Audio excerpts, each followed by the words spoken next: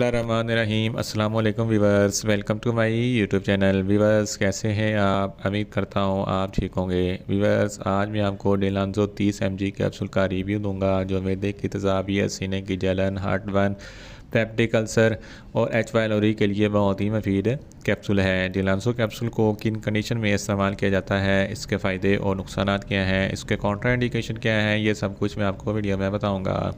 Viewers सबसे पहले मेरी आपसे रिक्वेस्ट है, मेरा चैनल मेडिकोज इन्फो सब्सक्राइब करें। वीवर्स बात करते हैं डेलांजो कैप्सूल की पैकेजिंग की, तो इसके एक पैक में 30 कैप्सूल होते हैं और इसकी कीमत 750 रुपये है।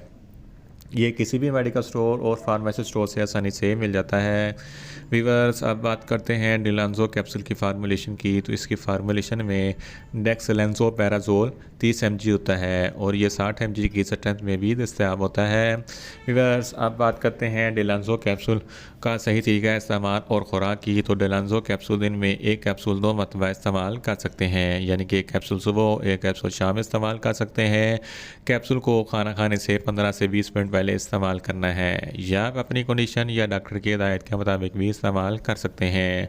वीवर्स अब बात करते हैं डेलांजो कैप्सूल को किन कंडीशन में इस्तेमाल किया जाता है और इसके फ़ायदे क्या हैं। डेलांजो कैप्सूल में डेक्सलेंसोपैराजोल होता है जो मैदे की तेज़ाबियत के लिए बहुत ही मुफीद है।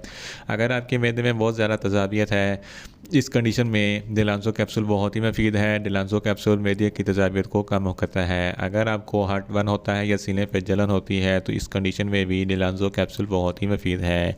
इसके अलावा पेप्टिक अल्सर के लिए डेलांजो कैप्सूल बहुत ही मुफीद है और एच वायलोरी के लिए डेलांजो कैप्सूल बहुत ही मुफीद है। एच वायलोरी एक बैक्टीरिया है जिसकी वजह से मैदे में ज़ख़म हो जाते हैं और इन्फेक्शन हो जाता है, तो इस कंडीशन में डेलांजो कैप्सूल बहुत ही मुफीद है।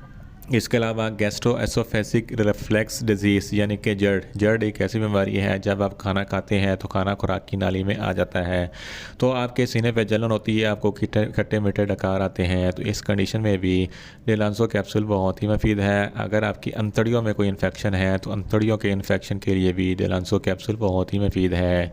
इन शॉर्ट डेलांजो कैप्सूल हर किस्म के मैदे की तेज़ाबियत, सीने की जलन, हार्ट बर्न, पेप्टिक अल्सर और एच वायलोरी के लिए बहुत ही मुफीद कैप्सूल है। वीवर्स अब बात करते हैं डेलांजो कैप्सूल के नुकसानात की, तो इसके इस्तेमाल से कोई ख़ास नुकसानात नहीं है, मगर इसकी ओवरडोज लेने से आपको कुछ मामूली से नुकसानात हो सकते हैं, जैसा कि आपको चक्कर आ सकते हैं, आपको न्यूज़िया हो सकता है, वॉमिटिंग हो सकती है और आपके जिस्म पर रैशेस हो सकते हैं। वीवर्स आप बात करते हैं डेलांजो कैप्सूल के काउंटर इंडिकेशन की, तो ऐसे अफराद जिनको डेलांजो कैप्सूल के किसी भी अज्जा से कोई भी एलर्जी है, डेलांजो कैप्सूल इस्तेमाल ना करें। प्रेग्नेंट ख़वातीन डेलांजो कैप्सूल इस्तेमाल ना करें और ब्रेस्ट फीडिंग ख़वातीन भी डेलांजो कैप्सूल इस्तेमाल ना करें, और ऐसे अफराद जिनको जिगर के अमराज लाक है डेलांजो कैप्सूल इस्तेमाल ना करें। वीवर्स ये था डेलांजो कैप्सूल का मुकम्मल रिव्यू। उम्मीद करता हूँ मेरी ये वीडियो आपको अच्छी लगेगी।